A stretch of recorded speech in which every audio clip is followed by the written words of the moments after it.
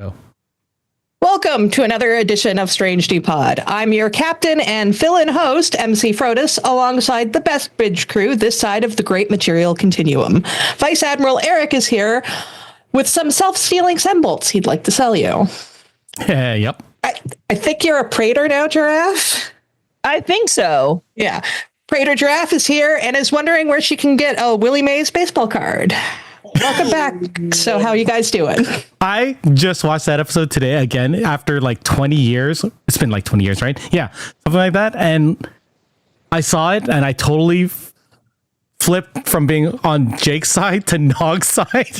Nog is, well, I mean, we'll get into it later, but Nog is so much smarter in that episode. But that's actually one of my comfort episodes. You can end up with like owning some land or something. Yeah, man. That's right, you know?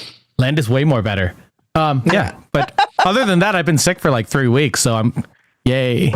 Yeah, I've been sick for the last couple of days, so I'm going to have to keep track of time because there might be sneezing and coughing.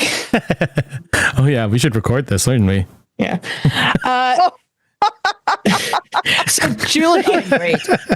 So Julian and Hawk are off this week. I think they may have been transported to New Mexico in 1947. We'll see. I don't know. I think the dog is sus. Dog is sus, yeah. Dog is sus.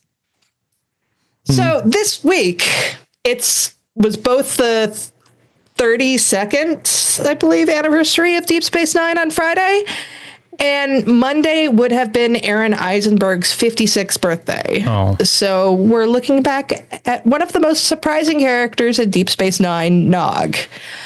We're going to go through some of his best episodes, our favorites, and your favorite Nog moments, and more. But first, Eric, we need to thank all of the amazing Patron Collective members at the Ready Room level and above. Of course. Thank you to Simon Steger, Jeff Reeve, Mariah Gossett, Tallulah, Jen Stein, Tina Alexander, Joe Saporito, Noe Santo, Kung Hui, Takako Nagumo, Fernanda Nogales, SMK, Colin Davidson, Shatterhand 2049, Jesco, Michael Graham, Emily and Travis, Gildara, Maggie Light, Wayne Ritz, Scone of Arc, Sean, Jay Howard, Mahalani Uchiyama, Matt Harker, Joshua Lewis, Davey Willett, Tara Poland, Slope 74, Rude Parakeet, Joshua Miller, Aaron W., Carl Angoli, Michael Kwan, Caitlin, Elizabeth Dean, Jim McMahon, Sedano 317, Puka Hair, 35 Short, Cat Tip, Tripping the Read Alert over a Pineapple, Sean Manning, Asher CBF, Chris Waterman, RHCB, Martin Simpson, Norman Butchwald, David Prime Hildebrand, Taryn J. Robinson, Rob Greiner, Eric the Red, Trouble, Jamie Roberts, Honeyberry, Paul Taylor Pitt, Brett Jones, Michelle P., and our newest collective members, Martin Walker 82, Melissa Bartel, and Jesse Robbins. I think they were new last week, and I forgot to take that out. They're still new. We still love having you guys around. And as always, a big thanks to our Badmirals, our EPs, Simon Steger, Chris Waterman, Tara Poland, Brett Jones, Dana, and Matt Harker. So we have a lot of news this week. So first of all, we want to acknowledge the devastating wildfires that are going on in Los Angeles. We hope our listeners are all safe and evacuated if needed. And also, if you're outside of Los Angeles, the best thing that you can do is donate money to a variety of charities. There is a wildlife recovery fund. There's also the Red Cross and the Los Angeles Fire Department. Lots of places. It's really the best way you can help. And also, you can check the groups online, like the LA Away Team has a few GoFundMe going on for people, Trekkies from the group that have been affected. Also, Star Trek Family on Facebook has also a bunch of fundraising going on right now for like people that are part of the community and lost their houses or had to be evacuated. Like, if you're evacuated, you need to pay for your hotel and all of this. Mm-hmm. So people need hope and help. Awesome. So, yeah. Thank you for that. Do you want to keep going and talk about Trek Talks? Yeah, it's a good moment actually to also give to the Hollywood Food Coalition. They're raising money with Trek Talks. Trek Talks is going to be next week, Saturday 18th. And the fundraising is already open, so you can go to the platform and give money starting now. You don't have to wait for next Saturday. All the organization in LA are doing some heavy lifting right now. People need food, people need places. So go on the Trek Talk website and you can find all the links. I can also put it in the chat right now for the people that are here. Yeah, hey, people in the chat. Yeah, definitely put it in the chat. The address is trektalks.net, I believe, for those who are listening.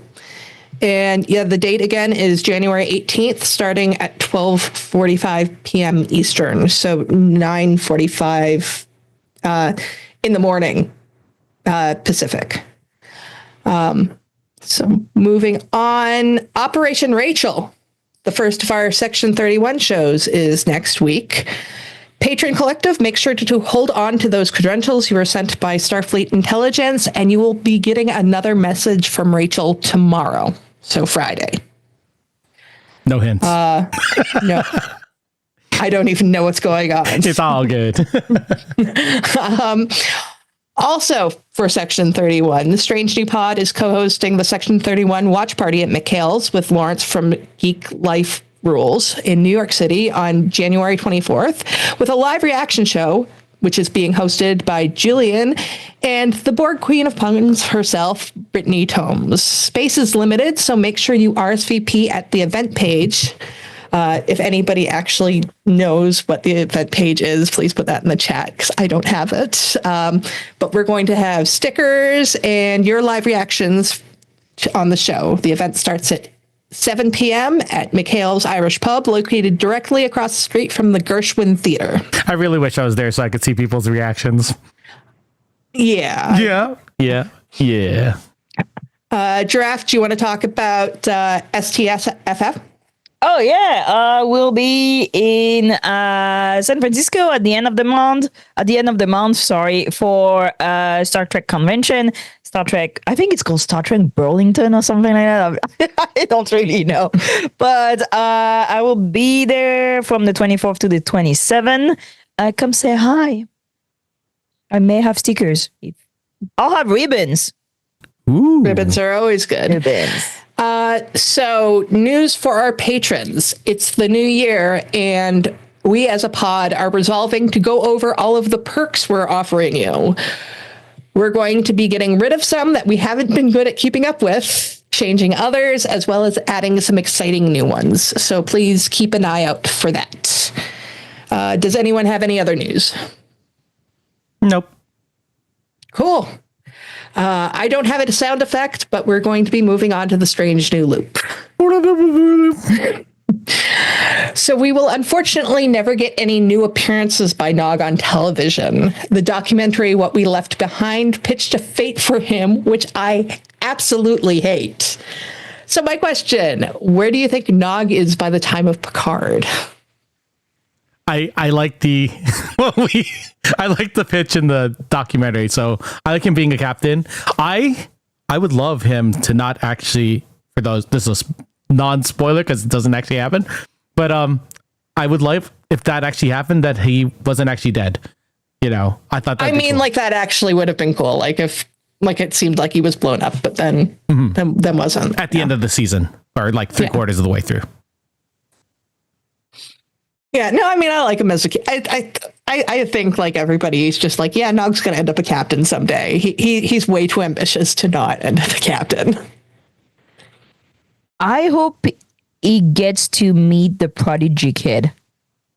Oh, so that there's like, you know, like end of season 2, they go right in prodigy, and like he's a captain. I don't know, but he's doing like some special missions, and he ends up to like. I would like for them to meet Nog. I think it would be great, especially for Dahl, who has like such a bad experience with Ferengis. I think that meeting Nog would be great. So that's how I envisioned it. I hope he gets to be like a mentor for these kids and like be able to be like, Yeah, I right? like that. Yeah, it would be. I think they would have such a good energy together, and definitely, yeah, I could see with Dahl because Dahl has a bad experience with Ferengi, but he still like understands Ferengi. Like Dahl knows the rules of acquisition. Like He does. Doesn't know the temporal mechanics 101, but all of acquisitions, yes.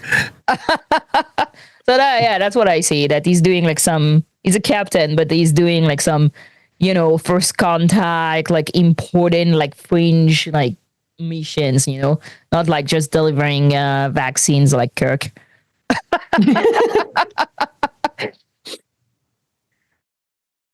okay, so is there any in the chat? No. Doesn't look like there's anything. I haven't. Well, I guess I did say what I would have him be a captain as well. I might like to see him get a love interest because the only time he ever had any, the only time he had a date, he was still in that Ferengi misogyny phase and wanted her to like chew his tube grubs have her chew his tube grubs.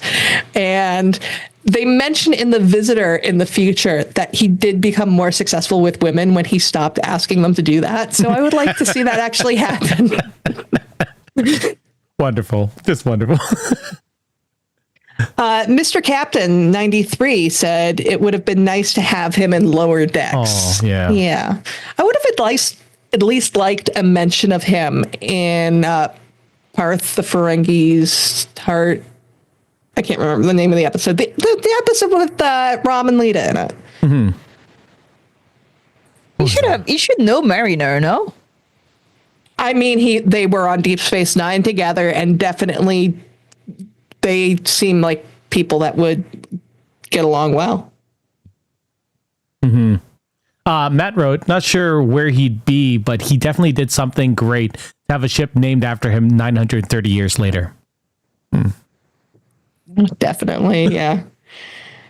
And I'm sure that wasn't the first ship named after him. For sure. And Kung wrote, it'd be kind of tricky for Starfleet since his dad is the Nagus. I mean, nepotism. Listen, like, there's a lot of nepo baby in Starfleet. Are you kidding me? Like, I don't think that would be a problem. Like, look at Spock. Spock, literally, his dad is like the ambassador of Vulcan to Earth, and like all this has his hands in like any political thing. Archer is like also a nepo baby. Like they're all like. No, there's also Troy, whose mother is like. Oh, yeah. Some sort of minor royalty on Beta Z. So, yeah. And I mean, Carol didn't seem to like, there was no conflict of interest between Rom Jack and Crusher, for real. Oh, yeah, Jack Crusher. Jack Crusher's From definitely nothing Nepo to baby. first officer. Yeah. He is the ultimate Nepo baby. Oh, I my think. But yeah. For sure. So yeah, I think that would be fine. Didn't they do a comic series about all of the Nepo babies? Sons of Star Trek, yeah. And Nog plays a big part. It's in very that. good. I actually met the writer. He's really cool. Yeah. Oh, It's IDW. It's a cool comics. yeah. I've been meaning to read that one. I don't know why I've missed it so far, but I'm going I'll to have to check it out. I catch mean, up on that. there's only Nepo babies in Starfleet. You will not make me think otherwise. There's no way. Yeah. All right. So let's get into the best of Nog. So we'll go Eric, Giraffe, and then me. Giraffe, Full disclosure. I want full disclosure that I'm here last minute because Hawk got transported away somewhere, right? And I watched none of the episodes. And I watched DS9 25 years ago. So please bear with me. no worries. If you need to pass on anything, it's totally fine. I'll check Memory Alpha on the download. Luckily, just to remember, like, what's that episode again? Oh, that one. I love the way you structured this, MC, because we're not talking about specific episodes. We're talking like his character arc. So it's so much easier for me to remember things that way too. But I do have episode names in it. That's true. I am in my rewatch, and I think I'm like into season 2. And so he's like not even gotten to the cadet phase no, yet. at all. He's like still fucking around, like hustling, trying to get some Badgeron girls for no good reasons. Like, yeah, it's like they're still trying to teach him to read. Oh, I love that. Which is actually, that's the first section we're going to be talking about. But first, we'll do our first favorite moment. And this is from Blue Sky, because we did ask about that. And Teos wrote, my Nog fave moment is when he tells O'Brien about the Great Material Continuum, which is in Treachery, Faith, and the Great River, and gets that stabilizer that Sisko wanted with a bit of wheeling and dealing. Yeah, that's a great. I love that one. I took the trust the river quote that he said or something like that, and I made that the end of our intro today. Oh, nice. Yeah. But yeah, so we're first. I've structured this not like talking episode by episode, but rather each kind of phase of Nog's life. I thought it might be a little bit easier to handle a bunch of episodes. So first we're starting out with how we first meet him, and that's Nog as the bad influence. So I think it's the least important factor of Nog as a character, but it does create his foundation. It's the only one I have. Because Nog is a bad influence. He's a bit of a bane to Sisko. We're first introduced to him in Emissary, and he's caught looting the station, and he gets arrested. And it's actually what gets Quark to stay on the station, because Sisko blackmails him. Yep. Which just shows Sisko's a badass. And then in episode 11 of season 1, we've got the Negus, and that's where Nog is struggling in school, and Sisko is worried that he's being a bad influence on Jake. And then he later discovers that Jake is actually teaching Nog to read. So what do we think about this very early version of Nog that is mostly there as a plot device in service of other characters, in particular Sisko? I love it because this felt the most real to me, because it felt like me and my best friend growing up, because there was always one of us that was like straight and narrow. Were you the bad influence? No, obviously I wasn't. I had Asian parents, right? If I was the bad influence, they would beat me. That's an age Asian people, man. Asian parents. African. I understand. African parents do. Like, don't worry. I mean, that slipper would be flying. Wouldn't spin. That too. But yeah, it felt the most real, where one of us would be like, "Hey, let's do something," and then the other one would be like, "Let's do this," and we're like, "Fuck, yeah, that sounds much more fun than my let's do nothing stuff." So it felt really real. I loved it, and it was funny. I like that it created this backbone for this character that I thought I was not going to like in the first couple seasons, and ended up liking more than Jake later. So, Hey, I deeply identify with Jake. Be careful. But they sort of flipped anyone roles. in Star Trek it would be Jake. Yeah.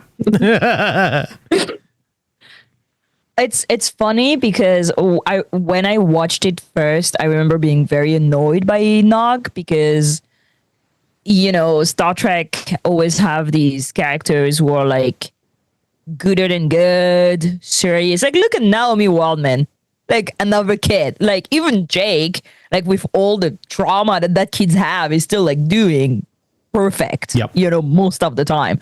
Naomi Waldman, same. Like, we have like these kids that are like kind of fake images of kids who, if they do something wrong, it's kind of like random stuff that doesn't make sense, like in TOS, because they're like possessed or something. But I loved Crusher. Yeah, Wesley. Wesley, thank you. Wesley also is like a fake kid. You know what I mean? Sure. Kids don't act like that. But I remember being very annoyed by Nog, because I was like, why is he being a problem? I was always like same. I had an African dad, so there was no room to fuck up. Mm-hmm. I would be dead. I would not be here talking to you today. So don't beat your kid. It's not like, don't do it. Look at us. we're funny, but we're messed up. So The trauma. The trauma. the drama makes us funny, but it's also like, no, have a boring kid. Like, don't beat them up. Anyway, I was really annoyed. And then, like, rewatching, I really love Nog because he would have been 1000% the guy I would have been hanging with at school, because I was always the one like hanging with. I remember like one of my friend had just arrived from like Caribbeans, and I was like, you are gonna be my friend. Nobody knows what you're up to, but I'm into it. Like that the fact that, you know, he's culturally different and they just see it as he's a fuck up is kind of annoying for me now. And I'm like, that kid is smart. That kid has something. Like the fuck up usually at school, like the guy was like hustling, you know, he's smart, like bet on that kid. And I watch it also as a teacher in a totally different eye now. I love like the Nog that is like looting, because you know that you're going to arrive somewhere and there's going to be a kid looting something. Like that's like, that's textbook. Yes, this is what is going to happen. And that basically kids are always like the bridge between civilization and groups of people, you know? And so I think Disney was really brilliant by having this friendship between Nog and Jake. I'm annoyed that Cisco is so annoyed by Nog, but I understand it. He has the perfect son. Well, yeah, but you know what? Your kids need to fuck up. You need to learn to do that when you're young. Like, don't do it when you're an adult. Like, fuck up when you're a kid. Sorry. I was going to say, at this point in time, Cisco still thinks Jake is going to go to Starfleet. Yeah. Like he hasn't been completely disillusioned on that. So True. I also think that at this time on TV, Nog felt like the most real teen that I saw. Like he was the one that felt like just an actual teenager, a kid. Yeah, and like definitely the Steamboat thing. Like I had like kids like running hustles out of school for no good reason, and you know I need to be like, no, you don't do that, you know. But inside I'm like cracking up. I'm like, yeah, hustle, like sell that pizza 3 times whatever you bought it. Let's go. Good for them. Damn. And also because they know that I know about the hustle, I get like side profits. You know, I get like the extra candy. I get like the extra The finder's fee. Yeah. Huh? The finder's fee. Yeah, exactly. I'm like, you know, I will protect you if you give me a piece of the pizza. And I think there's always, outside of the cultural differences, just Quark and Rom are the fucking worst in the early seasons. Like everybody thinks of Rom as like this, you know, doofy kind of dim but well-meaning guy. In the early seasons, he was not that. No, he was terrible to Nog. Like he was the one, he didn't want Nog to go to school, and that's why Jake had to teach him how to read. And Quark is just Quark throughout the entire thing. So you have Nog looting in the first episode. You cannot tell me that Quark and Rom didn't send him out to do that. Oh, for sure. Rom did. Oh, 1000%. Little hands. Yeah. Yeah, and I think that, you know, it's easy for Cisco to blame Nog for everything, even though Jake does willingly go along with everything. And I mean, that's like the thing with all of this kind of stuff. Like, I remember my mom would hate various bad influences that my brother hung out with. And I'm like, yeah, I'm sure my brothers are the ones coming up with those ideas. I didn't hang out with any bad influences because I was a complete nerd and didn't hang out with anybody.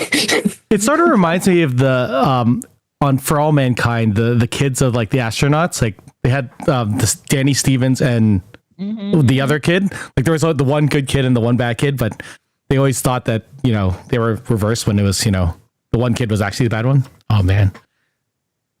Yeah, I think I was the bad influence because I'm like, all my friends were good influence on me, so mostly I was the bad influence. I mean, honestly, I was probably the bad influence for the few friends I did had because we were all geeks, but I was the one who would, you know, who knew stuff that I shouldn't have because I read a lot and had access to the internet way earlier than everybody else. I started a cult. I started a cult in elementary school. You're gonna have to ask me about one time when I almost got arrested at the border as a 16 or 17-year-old. We'll talk about it later. That can't be. Yeah, I was as a 6-year-old, as a 7 or 8-year-old. I managed to convince my entire school that the building next to the school had been taken over by aliens, and everybody was freaking out.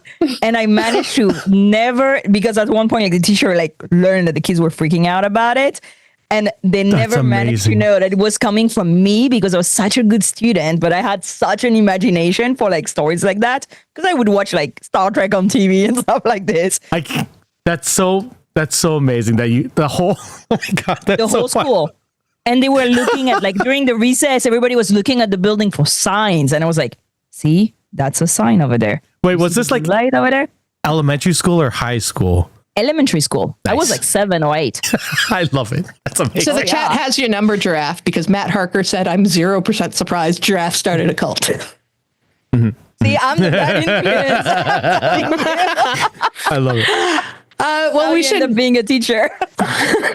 We should move on, and we're going to go to Eric's favorite Nog moment. It's funny because I was thinking about this today, and I was like, it's easy to say something like Paper Moon, but I think that the thing that made me the happiest in Nog's arc, it was an alternate reality. It's in The Visitor when he's like a captain and he's still doing anything for Jake. Like, he's just been this constant friend that's been just amazing to Jake his whole life. And, Jake has been gone. Jake's a writer, right? Jake is a writer in that point. Yeah. Okay. And he's like, as he's getting older, he's going through all this trauma about him losing his dad. And Nog is always there for him. And he does anything for him. Like, he got everyone back to do this last mission for him. I thought that was such a good thing to show that, not all of us keep our, childhood friends. And to have something like that go all the way to the end, I think that's amazing. I love that. Yeah, no, that's really nice. I like that. I didn't have The Visitor on here because that's more of a Jake episode. But yeah, the Nog moments in that are really nice. Mm-hmm. So we're moving on to the next part, which is Nog as a cadet, which is, I think, what most people think of Nog as a character, because we do have the beginning where he's the little shit, but for the majority of the series he is kind of the Starfleet guy. So the two episodes that I decided to highlight were Heart of Stone and Empok Nor. So in Heart of Stone, it's the B plot of the episode. The A plot is terrible. But in the B plot, Nog comes to Sisko to ask for a recommendation for Starfleet, and Sisko turns Nog down because of everything we just talked about in the last section. What a dick. Sorry, Ben. That's not cool. It's not cool at all. Not cool.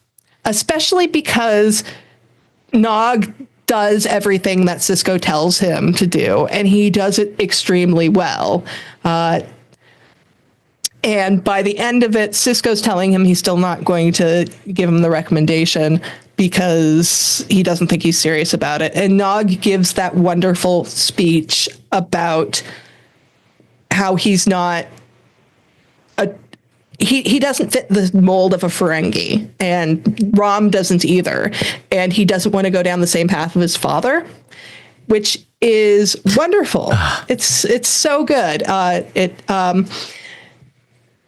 And then later on in the series, we have Nog as the cadet when he's on I believe it's his first mission to Empok Nor, which goes spectacularly bad when he's kidnapped by a drug Garrick. Oh. So that if he's that.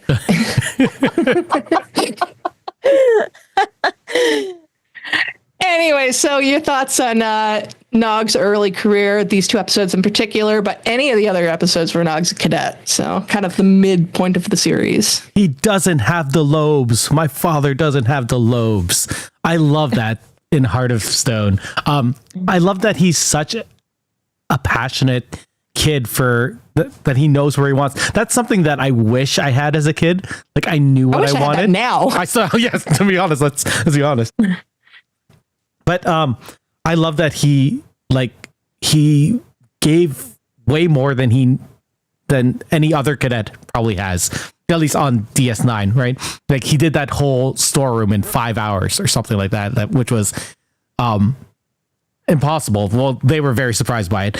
I like that he's always such a go-getter as a cadet, and it made me really, it made me smile. I love seeing this kid who was a little fuck up, like become this really very passionate. I don't want to say soldier, but technically, yeah, soldier. I mean, yeah, because he actually does say that at one point, about being a soldier. And I believe it's in Empok Noor where he's carrying like a huge rifle, like one of the phaser rifles. I like that he's still not jaded by the war yet, too. So he still has that like passion for Starfleet and stuff. It's very endearing for him. I just liked him at this point. Yeah. I think Heart of Stone is the one where he asks Cisco and he offers a bribe, right? And yes, because that's what Ferengis do when they reach. Thing, right. But I think it takes like Cisco off because it's so against like Starfleet and the Academy and all this. And it's funny again because that's an episode I've not rewatched it. I'm just like operating out of memory. But well, you're doing fine so far. Yep. But that like Star Trek is like somehow I know stuff. Why? Who knows? But it's interesting because like I do want to rewatch it because I'm also in a position where I give a lot of recommendation. Like a lot of my students come back and ask me for recommendation to enter like special projects or programs. Like had somebody like asking me a recommendation for like the UN and stuff. Like you're like, wow, I'm nobody.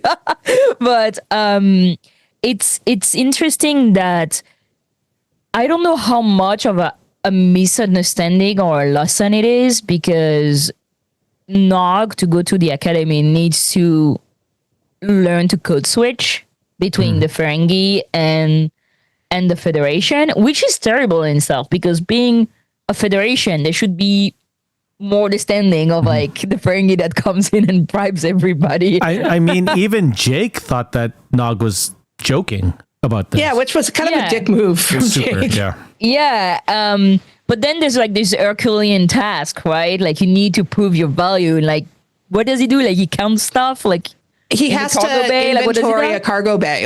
Exactly. An entire cargo bay by himself. Yeah, and then he does it, and this is like it's like the step. It's like the hero's journey, which is bullshit, but like that's another conversation. But like, and he does it, and then he imprints everybody. And I remember like watching and being like, wow, finally Nog is gonna have a purpose. He's gonna be a cadet at Starfleet because that's what I want it to be, like a cadet at Starfleet Academy. Yeah. But also there's something that's kind of like terrible for me when you think about it. It's that Nog is trying to get the fuck out.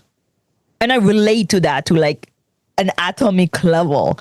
Like it's not only that he wants to go to Starfleet, he wants to leave his family. And that I understand. I understand like so deeply. Like I was there. Uh-oh. Draft's frozen. That's okay. We'll see if she disappears.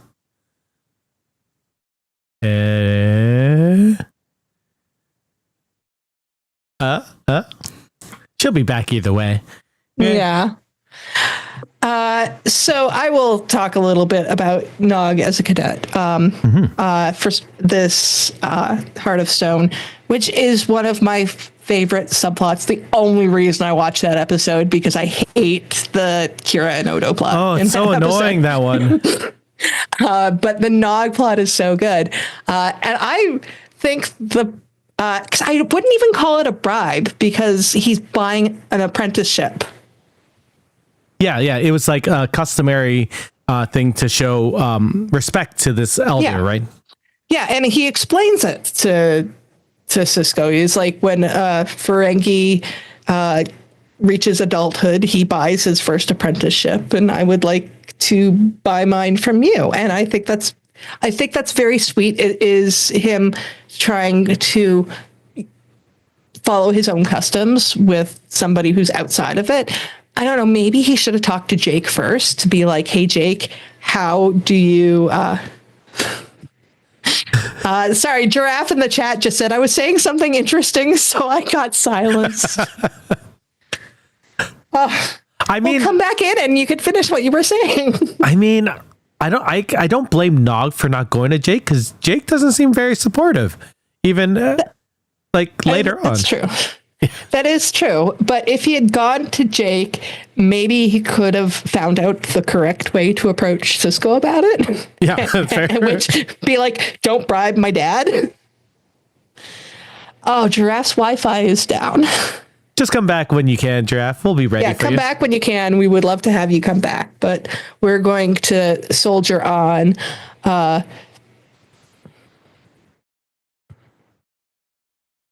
Sorry. It's The okay. Wi-Fi totally died. I don't know what's going on. It's like, like we're having infrastructure issues. Things happen. I mean, yeah. Yeah. Did you want to finish your thought? Where was I when I got cut off? I don't remember. I was saying it was messed up that Cisco didn't let him go. Did I? What was there? No. Something like that. Yeah.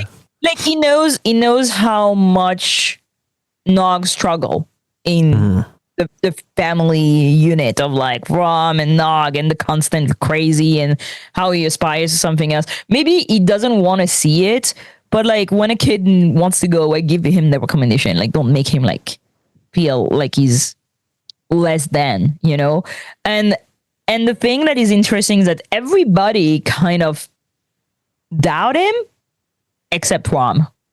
And I feel because in the end, that's him that stands up for him, right? When Quark forbids him to go. Yeah. Yeah.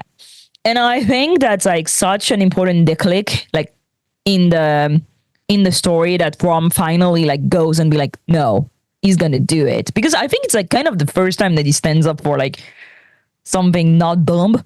Yeah. No, I mean, I actually think that Nog deciding to go to Starfleet is kind of what made Rom decide to pursue his passions. I mean, it was also the union and wanting to get with Lita, but certainly by that point he saw that there were other options for Ferengi, not just waiting for Quark to die. So, which is also a good option, but well, he's still alive, so yeah. But then you can sell him in pieces and like make more money. Would you buy, vacuum desiccated Quark? Yeah. A lobe. But again, we've established I'm the bad influence here. Like, I think that that's true. Like, I would have it and be like, do you know what that is? That's a piece of Quark. And bring it to Quarks every time you go to the bar. And be like, you know what that is? A piece of Quark. So Matt Harkard says he definitely thinks Nog inspired Rom to better himself. And yeah, I mean, Rom does end up doing a lot better because instead of waiting for Quark to die, he ends up becoming Nagus. Yep. And you think it's like, also, I kind of like the idea that it's all thing to like Jake teaching Nog how to read and like education. Yeah. That's why they defund education. So this is the first thing to do. Nope. Yeah. Makes you aspire to something greater than you and your family. Yeah, and I think actually, and we're going to be talking about Nog and Jake in the next section, but I will bring this up now, that both them working together kind of influences both of them because Jake, I believe, probably did think that he was going to be on the Starfleet path because, his dad was very much wanted him to be in Starfleet. And it's, I think, only coming to Deep Space Nine and becoming friends with Nog, somebody who does culturally rebel, that Jake realized it's like, oh, I can culturally rebel too. Because nobody's an artist anymore in the Federation. Because there are too many, like, artificial intelligence running shows. That's bad. See, the Federation need more artists. But yeah, so my thoughts on Cadet Nog. I love him so much. He's become so cute because he gets to be so eager. Like I always think of Homefront and Paradise Lost, I believe, are the two episodes. The two episodes where they go back to Earth and Nog is at the academy. And he goes to Cisco's every night because it's the only place that serves tube grubs. Oh, yeah. And also because he doesn't get along with anybody at the academy, which is sad and racist because I think people didn't get along with him because he was Ferengi.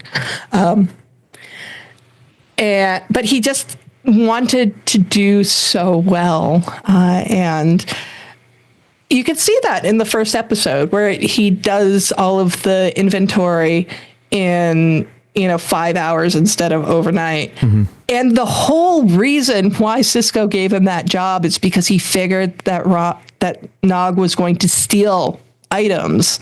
Or give up and just get someone else to do it. He says outright that, since they have the inventory, they can know what goes missing when Nog does it, which is fucking terrible. I mean, granted, messed up. Nog the first time he met Nog was looting. So, first impressions run deep. But also it was messed up. Yeah. Yeah. By that point, it's like he should have known better.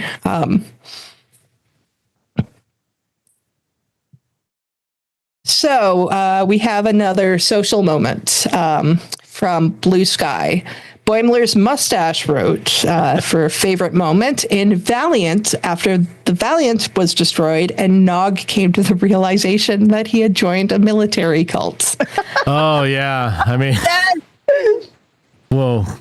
His little speech of he was a good man, but he was a bad captain to that one in shock lieutenant. Yeah. Junior lieutenant. I was like, oh, that's so cadet. Good. She was a cadet. They were all fucking cadets. That's true.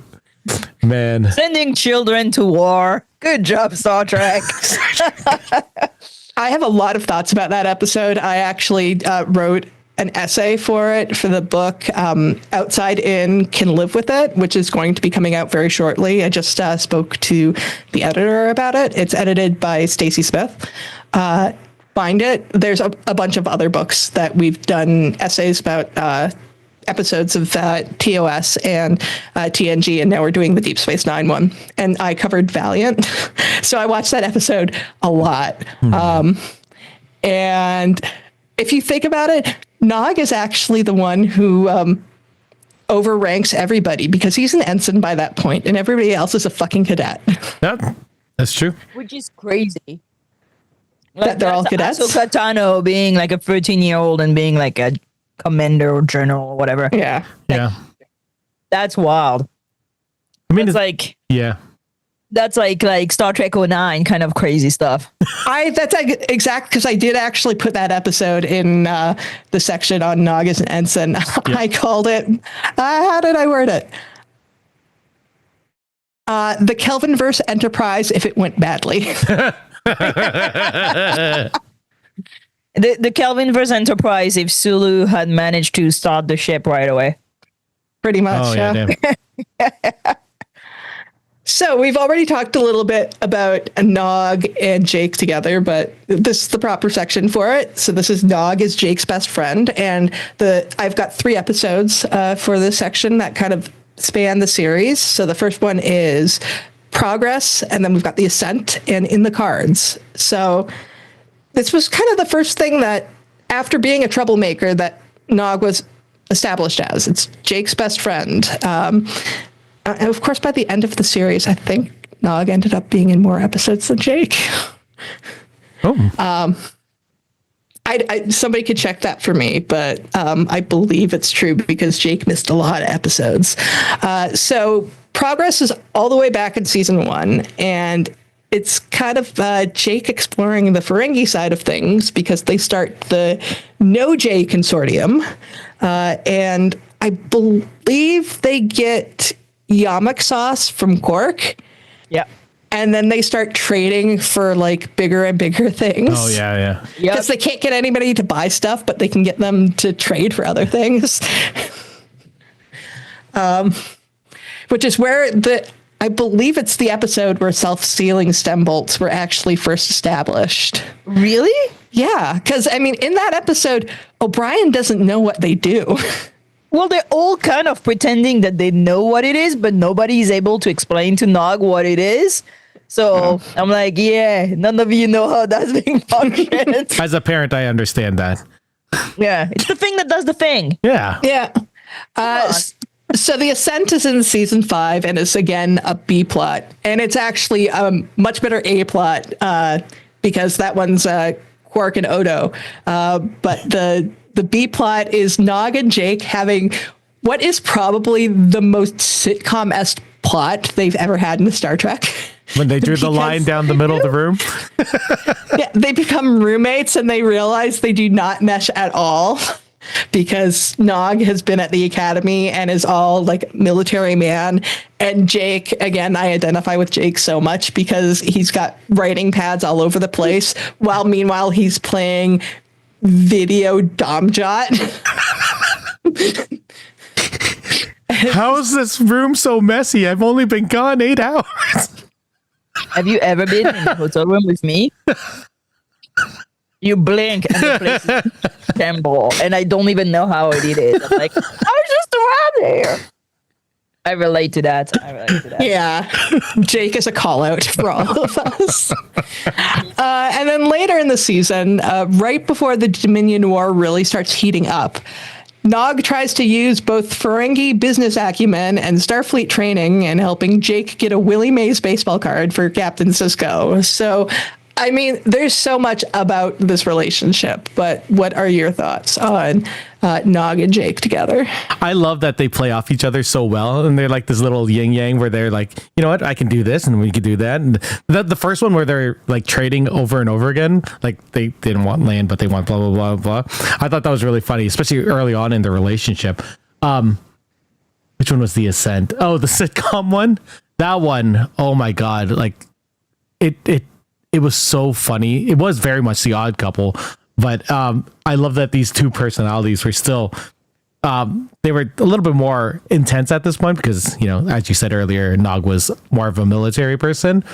But at the end, they're just like, you know what? I know how to forgive you. And we know each other so well that we can just get over this, even though, you know, we're sort of being shitty to each other. And then the last thing, the baseball card thing, that's the one where I was so annoyed at Jake. Like when I was watching it again, I was like, dude, it's just a card, get over it. And then Nog's just doing everything he can to help his friend. And that's sort of why I like The Visitor, because he does everything for his best friend. It's such a good relationship. I love that there's this love between these two characters that's just so real. Yeah, I love the fact that like Jake has like this more like conventional intelligence, you know, like book and writing and art and school, when like Nog is the street smart. Yep. Like it's the guy who's like, this is dumb, let's not do it, let's do something way crazier. Yeah. And I'm like, yes. I know how to do it better. Yeah, and it's like 17 steps, none of them make sense, but in the end it works, and it works like 10 times more, and you don't really know how. I'm like, yeah, fantastic. And I feel it's not a character that we see very often in Star Trek. There's not a lot of people like who's street smart and like the hustle, basically. Again, I grew up with half of an African family that was really into the hustle and the like, you know, exchanging stuff into oblivion until like you get something very random and you're like, why do we have that thing again? So I like the fact that there's a character like Nog in that duo, because there is something like this with like Kirk and Spock also, or with do we have Tuvok and Neelix. And, Neelix, or even Janeway sometime, because like, but Tuvok and Neelix, you have, it's like something that you see, like even like Trip and T'Pol, like to some extent. But I feel that Jake and Nog, it's real. We all have that friendship. We all have that friendship with somebody who's like so absolutely different from you in like the way they operate thing, but somehow they're your best friend, but you can't live in the same place because you're going to drive each other crazy. And I love that they did that. We don't have this anymore in New Trek, do we? No, I don't that think kind so. of like friendship. And there's another thing that I like is that people are gonna get pissed at me, but don't get pissed at me. It's not a criticism. It's just an observation. But we're in a fandom where like every time there's a friendship, people immediately are gonna ship people, right? Yeah. Yeah. And I don't feel that's something that they do with Jack and Nog. Please don't tell me they do. I don't think so. I don't think so, right? It's not a thing, right? And I think it's because they depicted a friendship that is so messed up and so stupid that we all relate to it as a friendship. And I really like this. I think that's something that we should have like depicted better, like relationship between siblings that we got like in Discovery, and even to some extent in Strange New World with the Grubber Kirk. It's like relationship we don't see so often in Star Trek. Yeah, Tell me you're not checking, Eric. Eric is checking. I was looking for these ships, and I don't see it, and that's really amazing. Good. Yeah, see, because it's a well written friendship. Though I was just thinking, like I wrote it down that they haven't, had like a plot like this sitcom plot in Star Trek, but no, they actually did it in Lower Decks with Boimler and Rutherford. Yeah, that's where we got twin planes. Yeah, so I mean, I basically everything you guys have said about Nog and Jake. I really love them as a pairing because they're just so different than each other, but they're so different in like I was going to say in the exact opposite ways, which is stupid. But like I was saying earlier, when Jake first comes in, he's, kind of the good boy and Nog is the bad influence. And by the episode that they move in together, Nog is all of a sudden this very rigid military guy. And Jake is a layabout. Who just plays Domjot. And at that point, he's also hustling Domjot. And there's even a point in that episode where Rom and Cisco are talking about how each of their sons should be like the other. So it's really nice that they kind of have that going. And there is some Ferengi-ish attitudes that Jake has. And I think that comes out in the cards. Other than the fact that Jake has absolutely no idea the value of money. Because he wants to spend all of Nog's money, like everything he's saved up in the entire world, on this stupid baseball card. He doesn't have the lobes. Yeah, he doesn't. And at least Nog is just like, no, this is my money. Like, you can't spend my money to do this. And he's constantly the voice of reason during that, where it's just like, are you sure we shouldn't give up at this point? Because eventually there's Vorta and Jem'Hadar involved. And Jake, when he's like, no, we're working for intelligence. I was like, oh my God, Jake, no. Why? Yeah, it's just ridiculous. And yeah, I don't think anybody ships them together. I don't want to find out that somebody does. I mean, whatever floats people's boats, but it does not. It's such a pure brotherly friendship. Like there's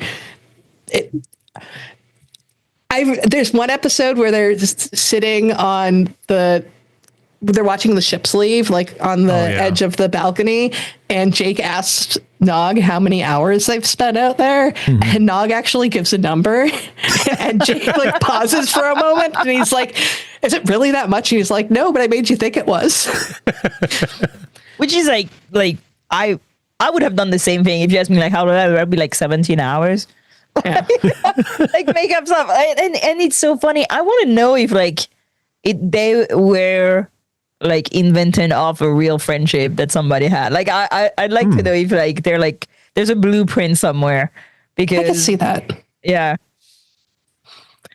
Okay, so Giraffe, did you have a favorite Nog moment? I know you're only rewatching like into season 2, but is there anything that stands out to you? I mean, like so far, my favorite one is when they're hustling self-selling stem. What is it? Self-sealing stem bolts. That. I can say it. Because I like the fact that they're like wondering if land is good. That cracked me up. Like, is it good? Do you think it's worth it to have land? And I'm like, oh, I want to be in a civilization where like we don't know if land is good or not. I love this. And yeah, so far this one I think is my favorite one. That's a really good one. So we've also got a social moment. RFK Jr.'s brainworm wrote, Nog talking to O'Brien on the Defiant when they were discussing how far down the chain of command succession he was. I don't remember that. I remember that one. Yeah. Yeah. When Nog asks like how many people would have to die for him to take command. Oh. And O'Brien says it's like by the time he took command, there'd be no one to command. Though actually that's not true because O'Brien wouldn't have to die for Nog to take command because O'Brien's a non-com. Yeah, but between O'Brien and the cadet, like, I mean, that's true. I think by this point he was actually an ensign. Well, even like, come on, like I mean, no matter what, like I don't care if Nog becomes a captain if he's on the same ship with O'Brien. He's, you know. So moving on. I mean, obviously, Nog isn't just a troublemaker, not just Jake's friend, not just a cadet. He is also a Ferengi. So he took part in a lot of the Ferengi episodes. He usually played a supporting role to Quark and Rom. But I thought we should at least touch upon Nog in the Ferengi episodes and also just in general his interactions with the other Ferengis. So the two episodes that I decided to highlight are Little Green Men, which is when Nog is going to the academy and they get sent back in time and become the Roswell aliens.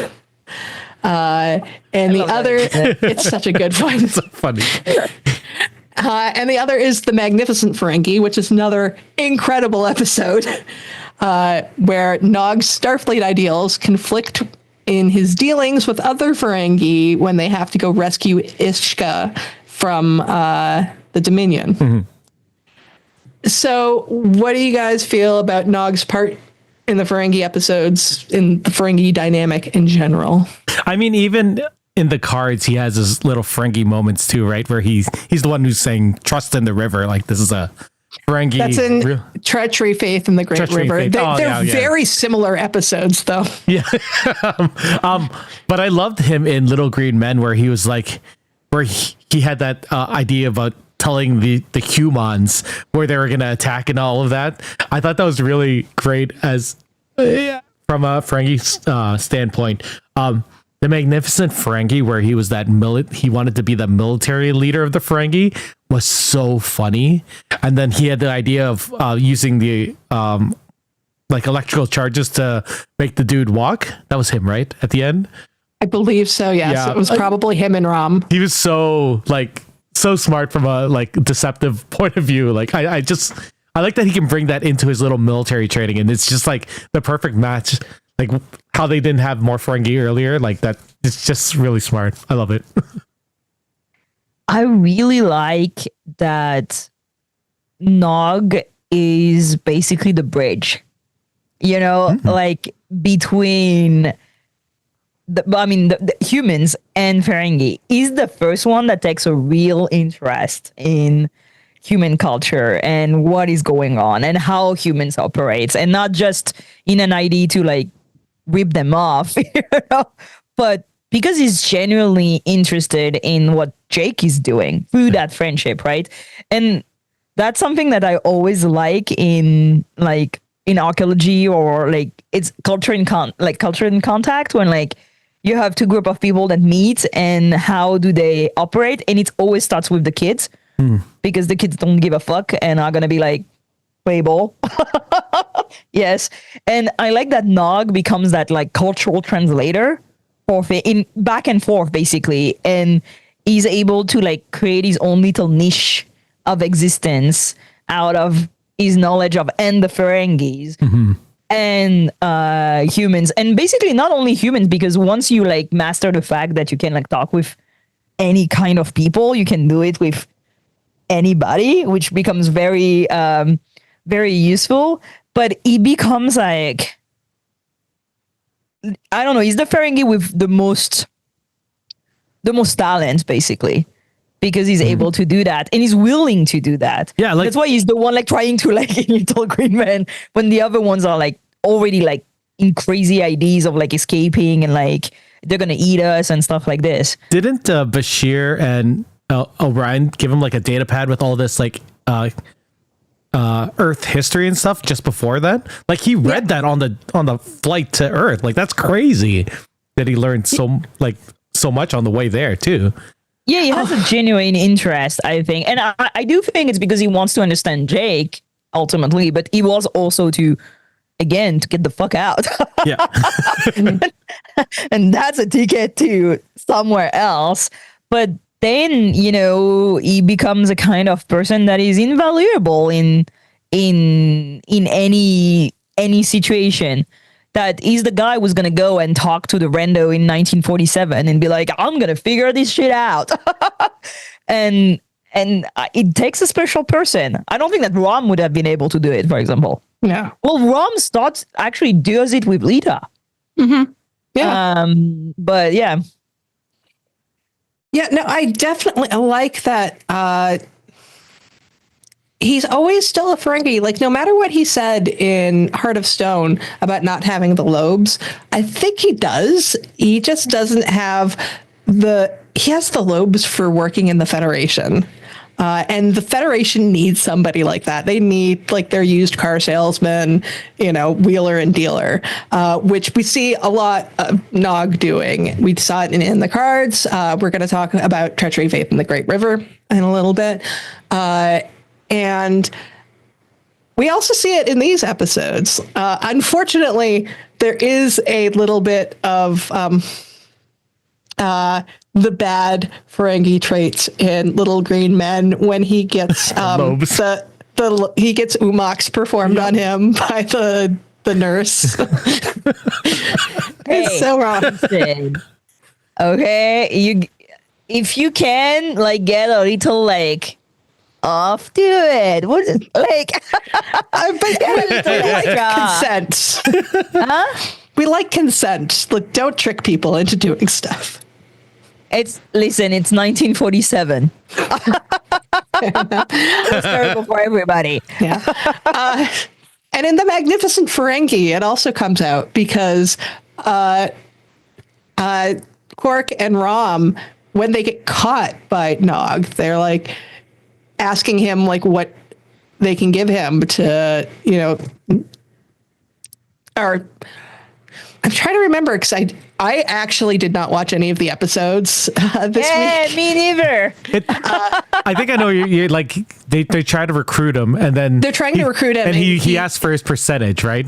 And Yeah. Because first he's like that a Starfleet officer can't, you know, take bribes. Yeah. But then he's like, but I'm also a Ferengi. I'll take 5%. Yeah. And it's so great. And yeah, I believe they specifically suggest that he could have like the same position as Worf. And so actually throughout the whole episode, he's kind of like doing a really bad Worf impersonation.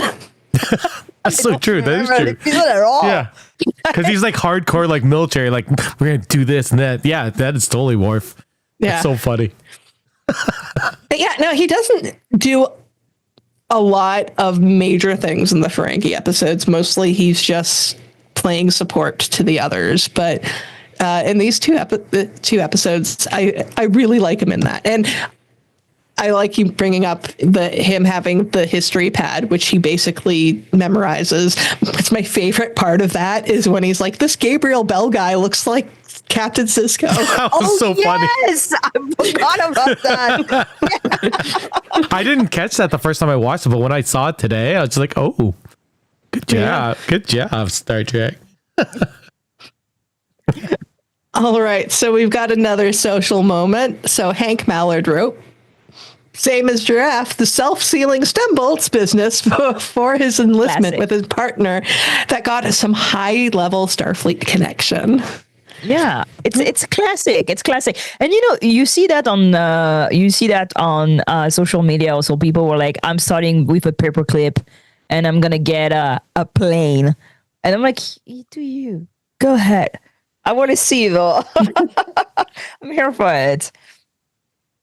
I don't know if I could do that. I don't think I'm charming enough to barter people for things that are worth more than what I'm trading. It's not a question of charm; it's a question of opportunity. That's Like, true. when you really need a paperclip, really need a paperclip, what are you ready to exchange for a paperclip? That's true. Trust in the river. Trust in the river. Yeah.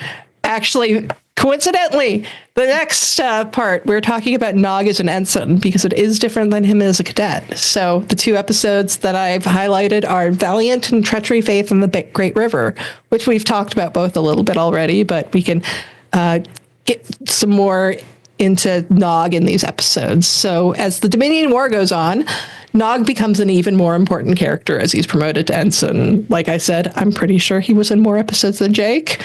And these two episodes could really not be more different in terms of Nog's storyline, because in the Valiant, Nog falls under the sway of a charismatic, jumped-up cadet who's on a mission that Starfleet does not know he's on because they thought the ship was destroyed, and Nog immediately is drinking the Kool-Aid.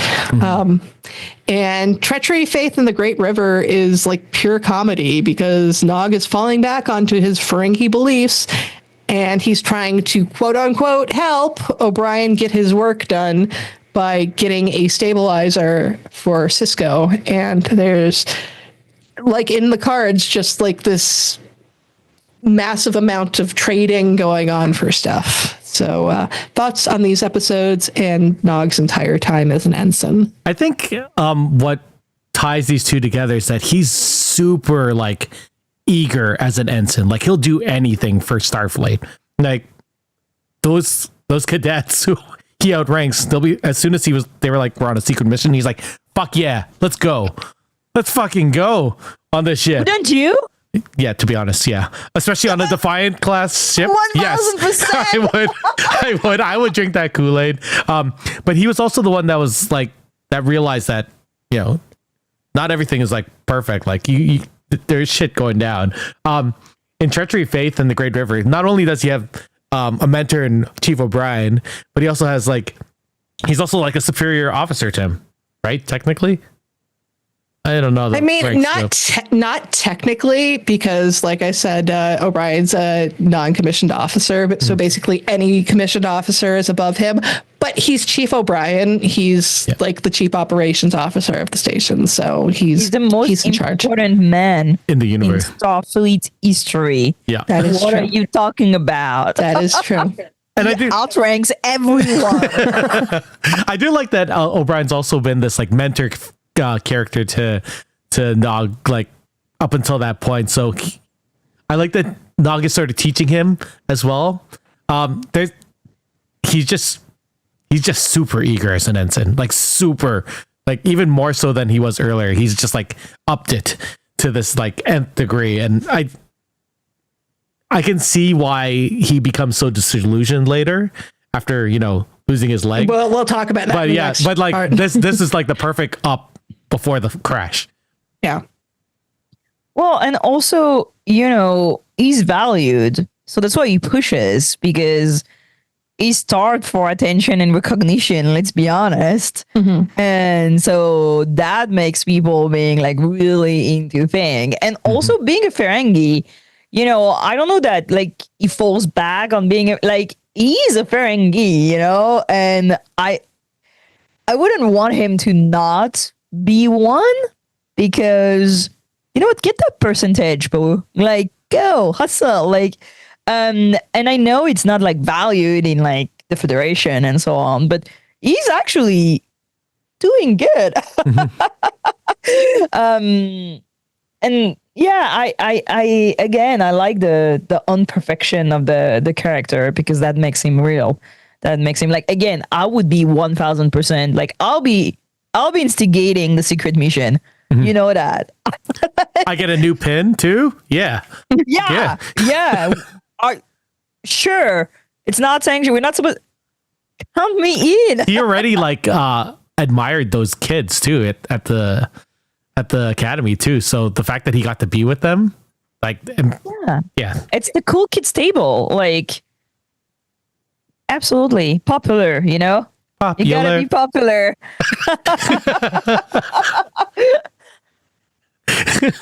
So I've been corrected in chat. King said that Nog was in 45 episodes while Jake was in 71, and he thought that Nog was in way more. I agree because I thought Nog was in way more, and I think that the reason I thought that he was in more episodes than Jake is because Jake was often not important in the episodes that he appeared in. Yeah. And also the growth of Jake is not as like spectacular through the series, let's be honest. Like, what does he do? He becomes a writer. Yeah, and it's funny because Nog starts as his sidekick, but by the end, Jake is definitely Nog's sidekick. Like, there's an inversion of role, yeah.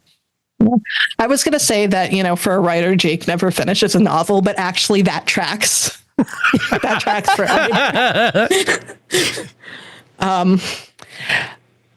yeah, so both of these episodes, again, we're seeing Nog as a Ferengi because the Ferengi is always in him. And I think like him taking I believe he becomes the chief engineer of the Valiant. Like, it's not a position that he would get for years. So he's taking the opportunity. That's totally a Ferengi thing to do. And this is not only an opportunity to become chief of operations, it's to join Red Squad, which we'd already seen in a previous episode that he idolized. Yeah. Of course, they also committed a coup. So, I mean, I think that maybe he's even better. Say that like it's a bad thing. Well, I mean, when you're like Mr. Goody Two-Shoes Starfleet ensign, like, I would think that, you know, people committing... Well, also, I would think that maybe Starfleet wouldn't give these cadets who committed a coup a starship to run. But, you know, what do I know? I mean, laughs in the Maquis, I suppose. That's true. Treachery, Faith in the Great River is just a fun episode. It's not as fun as In the Cards, which is very similar then, but I love how Nog is trying so hard to impress O'Brien, and O'Brien is just getting more and more frustrated.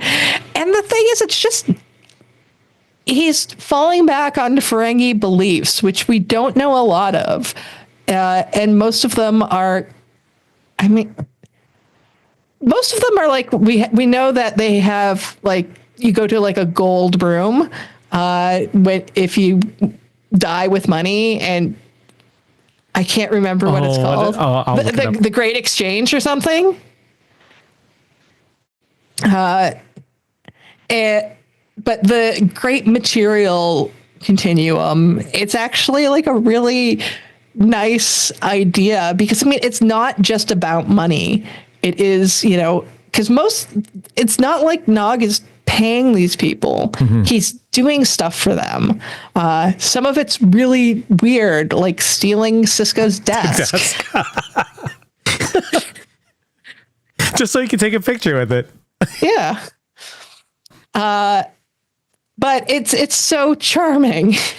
And it's exactly the way that a moneyless society would actually work, because, I mean, how else are you supposed to get things? Like, I'm sorry, post scarcity is like, nobody's going to let that actually work. I'm sorry, I'm jaded. Well, also, you know, what fascinates me is that, like, we can't even imagine it. That's how, like, ingrained in us it is to thing. But yeah. Also, the Ferengi heaven is the divine treasury, and its hell is the vault of eternal destitution. Oh, thank you for looking that up. I love it. And you think that for like weird aliens that were invented for a one-time episode in TNG, somebody had to come up with like a full like a full religion and everything for them. I don't think they were made up for one episode. I think, if I remember correctly, that Gene Roddenberry wanted them to be the big bad guy of Star Trek. It's just nobody could take him seriously. Because capitalism as the big bad guy, I feel was pretty brilliant. Yeah, I get it, but I do think that it does work better comedically than trying to be a serious bad guy. So it's my turn for my favorite Nog moment. I mean, there's so many, and a lot of them we've already talked about. But honestly, I'm probably going to go with his first speech to Cisco, because Cisco is so mean to him, and he is able to not shrink in front of that and tell him just plainly, like, this is why I want to do it. And it's so earnest, and it is probably the first time we really saw any real vulnerability from Nog. So it's a great moment. There are other fantastic episodes. I mean, one of my favorite episodes is like the Nog episode, and we're going to be talking about that one next. So that's part of the reason why I didn't put that one as my favorite moment, because we can get into the next bit of Nog, and that is, unfortunately, Nog as a casualty of war with post-traumatic stress disorder. So this is the siege of AR 558, and it's only a paper moon. So we've been talking about Nog as a cadet, as an ensign, being like super enthusiastic, all gung-ho about being in the war, you know, getting rifles as big as he is. But then he ends up going on a supply run. It's not even like a rescue mission or anything. It's just a supply run on AR 558, which is a place that's so insignificant it doesn't have a name. And Nog and the others who are there, who I believe are like Ezri and Bashir, it's all of the people that have never really seen like big battles. And Quark is also there. And Nog is like the only one who can hear these landmines. And in the process of going out to try to find them, he gets shot and he loses one of his legs. Now, because it's Star Trek, Bashir is able to, I believe, clone one. Or he stabilizes him, but they clone it at a different facility. Yeah, they clone it at a different facility. Like, they do actually remove the leg, but he gets one back, which is like indistinguishable from his old leg. But of course, Nog could feel the difference. And this is it's only a paper moon that he comes back. He's got a cane. He's all depressed, and instead of dealing with the fallout and this trauma of what he went through, he retreats into Vic Fontaine's holosuite program until, you know, comes the time when he actually has to face what he went through. Mm-hmm. So this is, out of all of Star Trek's portrayals of war, I think this is probably the most realistic portrayal of a war injury and what can happen afterwards. Because most of the time it's like people have died and been brought back and they're fine, you know, no effect from it at all. And this is the only time that we really get to see any trauma from things. So thoughts on how Star Trek addressed this with Nog? Like the siege of AR 55-8 was so heartbreaking to see this like super eager kid or ensign that was like used for like, that was like critical for this mission. Like he was the only one that could do this mission, so he had to go. And you see like Quark being like, he's just a kid, he can't go out there. Like, would you send your son out there? And Cisco's, you know, well, he's not an ensign, he's not in Starfleet. He's not in Starfleet. So So for him to be like so willing to go and like feeling like useful, like being like the perfect person for this job, and then like crashing from that, from, you know, the attack, it was heartbreaking. Aron Eisenberg's acting in this was so painful to watch, like him losing his leg, him lying there and just like in total shock. Like you see more of it in Paper Moon. It's just like a masterclass in acting. Like that kid was so good at that age. And him like just retreating into himself, like when he came home and everyone was just like, he's back, let's celebrate him. And he's like, I just want to go to sleep. Like, who doesn't feel like that sometimes? Like we haven't like gone to war, but there are days where you're just like, you know, I can't, I don't want to get up. Like you could just feel it. You could see it. And like Ronald D. Moore and the writers for those 2 episodes did such a good job at portraying this. Like you could see where Battlestar and like For All Mankind like came from in these 2 episodes. And the fact that it felt like everyone was failing him in Paper Moon. Like they were just like, you know, he's got to just go. And Vic Fontaine's the one that, you know, sort of helped him through that. Like there's something heartbreaking about like the people around you not being able to help you in that way. Or maybe he just, because he's going through this, he doesn't want to burden them that with his pain. But having Vic be the one to help him pull out of it was, you know, amazing. It's just so heartbreaking to see this kid go through that. And, you know, he does bounce back, like not totally by the end of the series, but, you know, he becomes part of Starfleet again. Like it's incredibly real. Like it's incredibly well done. And it's some of the best Star Trek. If I remember correctly, actually, Sisko's last act before he gets taken off by the Prophets is to promote Nog to Lieutenant JG. I feel like that's true. I can't remember. Well, we'll just say that I'm right. Yeah. Chat will let us know. I'll get somebody backstage fact checked you. I feel it's the beauty of DS9, right? It's the beauty of DS9 that it's about the small things and the nitty gritty and the not pretty and not grandiose side of doing things.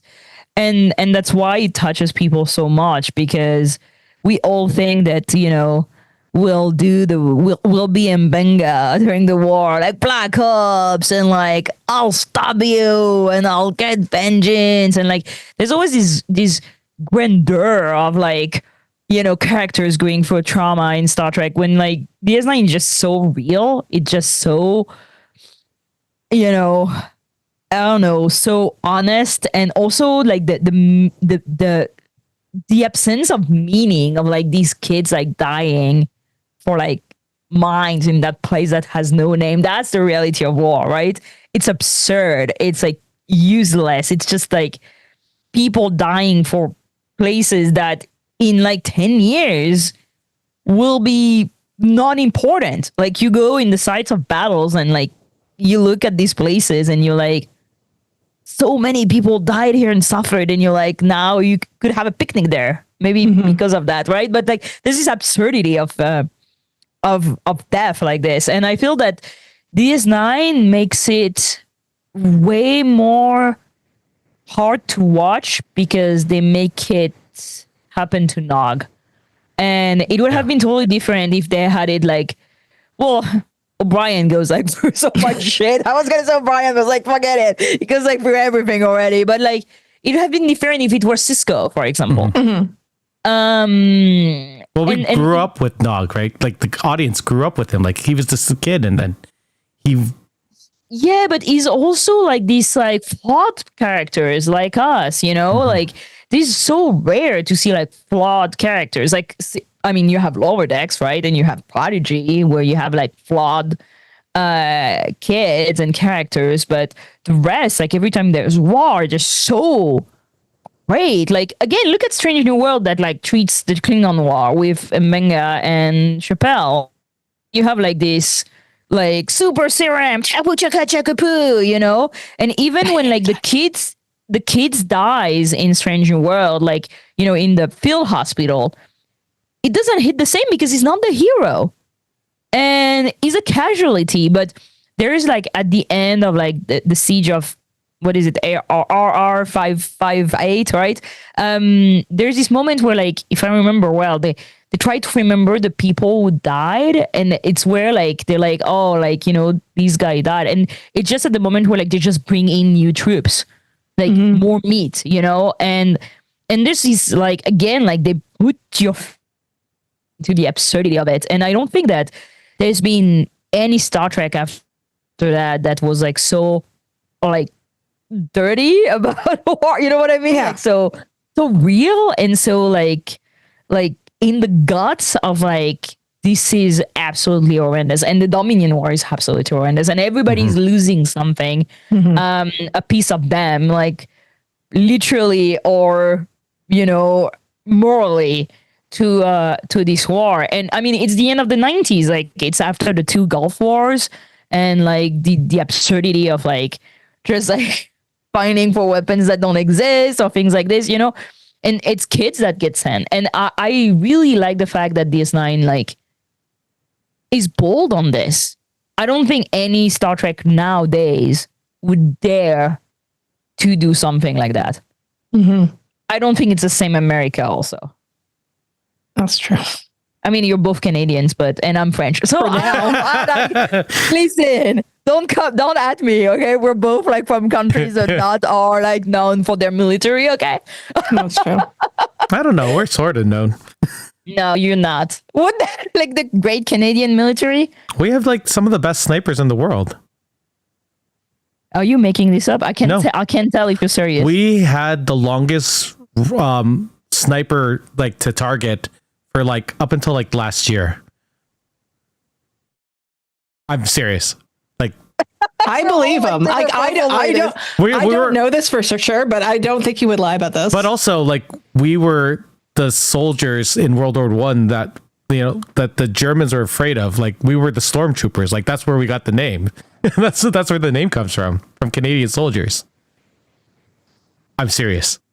I do know that the Canadians did a lot in World War II. I don't know, like honestly, like in Canada, is it like as militaristic as here? No. Because here you have like No. ads for like our rickety boats and planes will not do. No.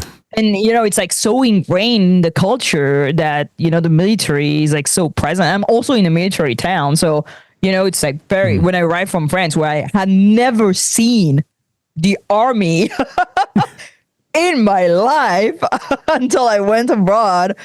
Like, for me, it was really a shock. And like DS9 as an American production, you know, like having this whole reflection about the war and militaristic organization and sending kids to get blown up and lose their legs and all this, like, I mean, this is something I see a lot here with a lot of veterans who are like, you know, missing limbs and not helped at all. And, you know, there's a lot of like things where I'm like, wow, I don't know that nowadays America could have the same discourse of like about this than DS9 did in the late 90s. But again, I am French, so please don't harass me online. Okay, I may be talking out of my butt. I'm really sorry.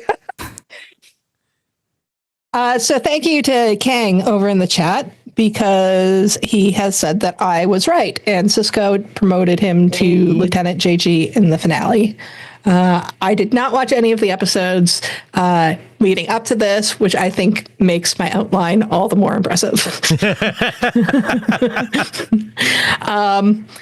But yeah, these 2 episodes, I love these episodes, and they hit so hard because, you know, Nog is, at this point, he's one of the major characters in the series.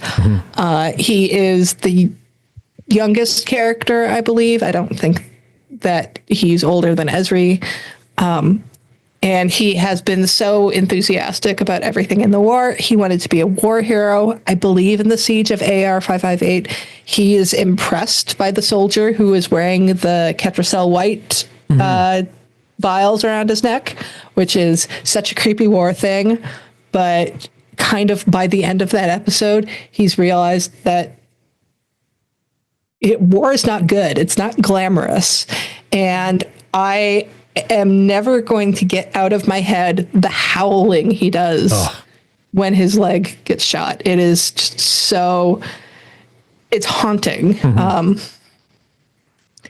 And going into It's Only a Paper Moon, the numbness that he first goes through is so realistic. I mean, granted, I've never, that's not true. I've, had trauma, but I've not gone through war trauma. Mm-hmm. But there is, through injury or, any kinds of trauma, having that numbness that happens first, even before anger. And he does eventually start to lash out at his friends. Like he lashes out at Jake and his date. Like, it's like you're wondering which one it was. And just going into Vic Fontaine's program, I mean, it's basically like us just sitting in front of the television and not doing anything but watching TV. But because it's the holodeck, it's also like making himself a part of this world that feels real, but at the same time has safety protocols on it. Like you can't die in there as long as it's not malfunctioning and the safeties are turned off. Always malfunctioning. That's true. Famously always malfunctioning. That is very, very true. But also Nog is an engineer and knows how ROM did Quark systems. So if there's anybody who's going to end up in a malfunctioning holodeck, I'd probably like it to be Nog. But yeah, it's safety after this horrific thing that happens to him. And he does have that heartbreaking speech at the end of it, that it's not just that he lost his leg, it's that he realized that if he can get hurt, he can die. And that's such a, I'm sure he was like dimly aware of his mortality by that point, but it's not that he knew that he would die someday. It's that I might die tomorrow. Yeah. As soon as I leave this holodeck, as soon as I, go back on duty, I'm going to the front lines of a war that I might not get through. And it's heartbreaking and it's beautiful. And I didn't look it up, but it would not surprise me if the writers spoke to people who had been injured in war. I mean, it feels like, when they had those interviews during Band of Brothers, when they talk about, them storming the beaches and then seeing that, like, they're kids at that point, but seeing their friends die and they realize that, things can get fucked up at any moment. Oh man, like that's what Nog's speech felt like. Like it's not safe out there. Like, oh. And it's also like the inability to, like, it's the thing to know that people around you will never understand it without going through horrible trauma that you don't want them to go through, but also you need them to relate to you, but you can't, there's this thing where you like marked forever. And a part of my family is are war refugees, and they saw horrible thing that I know, but I can't comprehend because thank God I've never lived them. But there's this thing where like they will tell you like horrendous things that they witnessed, and you're like, I know it's bad, but like there's something that I will never be able to relate to them because I've never lived it and they don't want me to live it. But on the other hand, there's this divide that cannot be like bridged, cannot be like, you can't relate truly to somebody that lives that. And that's the horror of trauma and the horror of war. So like people, I mean, again, bunch of my families. That's why I bail. That's why my first thing I do is go. But yeah, it's again very powerful. Like DS9 is most probably the most powerful Star Trek where they touch like to these kind of things. Definitely, yeah. Sure. I wonder if it was a missed opportunity to not have Ben Sisko, relate with Nog at this point. Like he had gone through Wolf 359, right? Like he had seen the horrors of that. Like I wonder what. Yeah, he lost his wife in it. Yeah. Missed opportunity. Yeah. I do like how they did it. And I mean, I think having Sisko in it, while Sisko could relate to him, he's always the boss. So there's, the having him try to relate to Nog, even if he is very experienced on the subject of trauma, it does come off as a little, how's it going, fellow kids? Like there's no way that Nog can feel that Sisko can relate to him because he's the captain. He's in charge. Julian is confused on how we're still alive. Because we're awesome. I was like, we're like talking about like military complex and the University of Wars. Like, what do you want? We've only been going for an hour and a half. Yeah. I mean, I don't know. He's surprised texting me. He's like, how are you guys still alive? Well, we're actually getting towards the end. Like this is actually to the final thoughts section. Almost done. Yeah, what are people's final thoughts on Nog in general? Any favorite episodes or anything that I missed here, Eric? No, just a visitor, just that one little part, but that was just a personal preference thing. But I think this was like, especially since you didn't read or rewatch anything, this was incredibly well done. Yeah. Like mad props. It makes me want to like continue my rewatch and pay more attention to Nog because I know that it was kind of like is not my top characters in DS9, and now I'm like, oh, I should like pay more attention to Nog. But yeah, the final thought I think for me would be that it's kind of sad that we know we are never gonna get more of Nog's story. Yeah. Because, they will never recast him. They shouldn't. But on the other hand, I'm like, oh, I want to know. Comics and books. Comics and books. Yeah. Yeah. For me, I think of all of the characters, Nog is not my favorite character. He is a really great character that I love.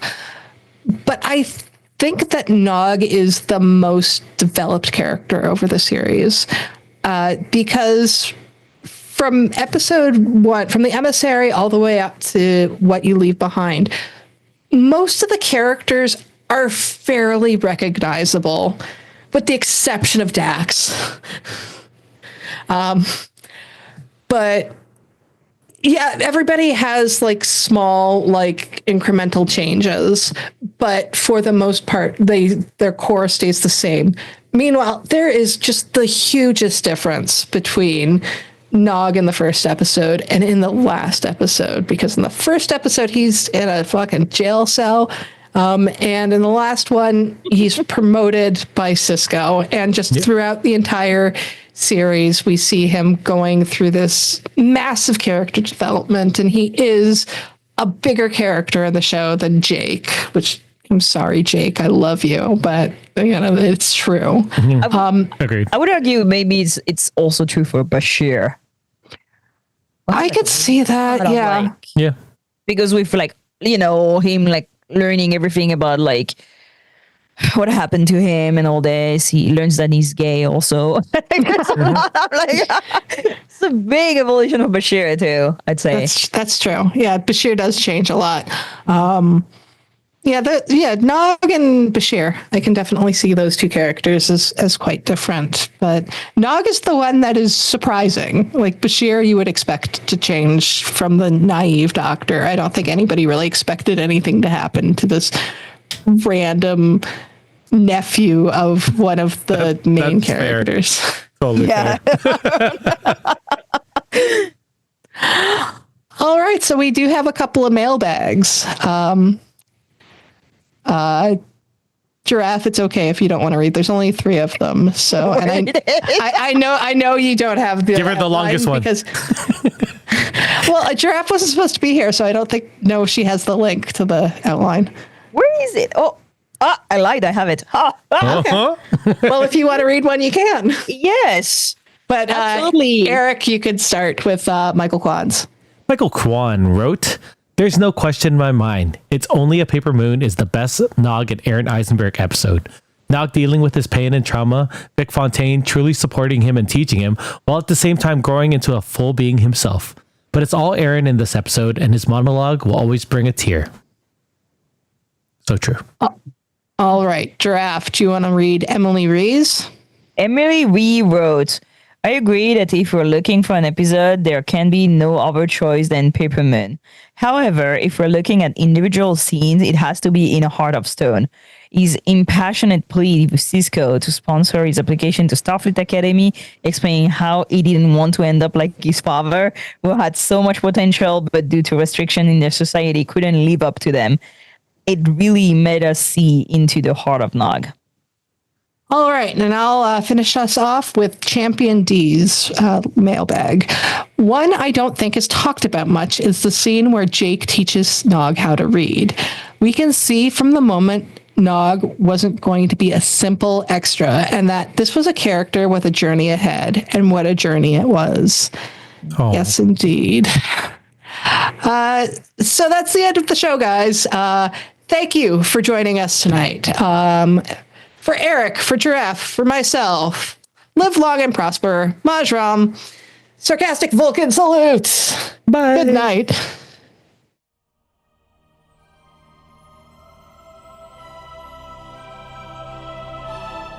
Thanks for beaming into our podcast today. If you want to keep the hailing frequencies open, you can subscribe on Apple and Google Podcasts, YouTube, and Spotify. Like what you hear? Put in a good word with Starfleet and leave us a 5-star review.